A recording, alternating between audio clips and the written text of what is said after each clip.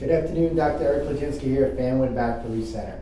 Today in this health update, we're going to talk about the suprascapular nerve and how it relates to the shoulder. The shoulder itself is a very complex region. It's comprised of multiple joints and muscle attachments. It has a very strong joint capsular ligament and multiple nerves and blood vessels that pass through the arm and bring both motor and sensory function to the hand and the fingers. One condition of the shoulder that may drive a patient to seek chiropractic care or physical therapy is an entrapment neuropathy of the suprascapular nerve.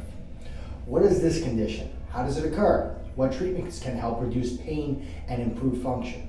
Well, let's talk about that. The suprascapular nerve originates in the lower portions of the neck at C5 and C6 cervical nerve roots. And shortly after they leave the spine, they merge together in the upper trunk of what's called the brachial plexus. Now, this is kind of like a merging of a bunch of different nerves. The suprascapular nerve itself then branches off and supplies motor function to of the four rotator cuff muscles, just two of the four rotator cuff muscles, the supraspinatus, which is involved in shoulder abduction, moving it away from the body, and lifting your arm up sideways like this. And then the infraspinatus, which is mainly an external rotator, like when we're throwing a baseball, external rotation of the shoulder. The nerve can become entrapped or pinched from a direct blow to the area of the neck or shoulder, such as like a football tackle or some sort of fall. Also, wearing a heavy backpack can cause it to occur, or even a job or leisure activities that feature a lot of overhead motions. The current research suggests that suprascapular nerve entrapments may account for about 2% of shoulder cases, so it's not a lot. But when it does occur, it usually occurs in athletes and may be responsible for a third of the shoulder pain cases in athletics itself when there's a shoulder injury.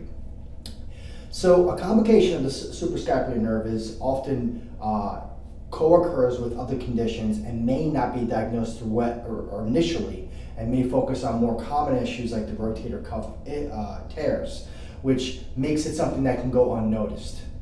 To specifically identify a suprascapular nerve injury, electric myograph is done, an EMG test, so it can measure the connectivity of the muscles and the nerves in that region. Depending upon the entrapment, treatments may involve rest, ice, exercise to strengthen the specific muscles of the shoulder, neck, and upper back, and manual therapies, which I perform a lot of. Mobilizations, manipulations, adjustments, maneuvers to free up any restricted tissue or joint, and this can help. In addition to recommending certain stretches or exercises as a way to kind of manage this type of issue. Now, in some cases, other interventions may be required, like injections, specific physical therapy procedures, laser treatment. There's a lot of different options. Acupuncture is another thing that could also help with this type of nerve dysfunction. And when it gets really bad, then some patients will undergo an arthroscopic surgery. But what we try to do in our office is try to prevent that and use everything that we have at our disposal to prevent the patient having to get surgery. Hopefully this is enlightening to you. If you have any questions about this specific injury or anything else on our website at fanwoodbackrelief.com, please shoot us a message, give us a call. We are here and always happy to help. Enjoy. Talk to you next time.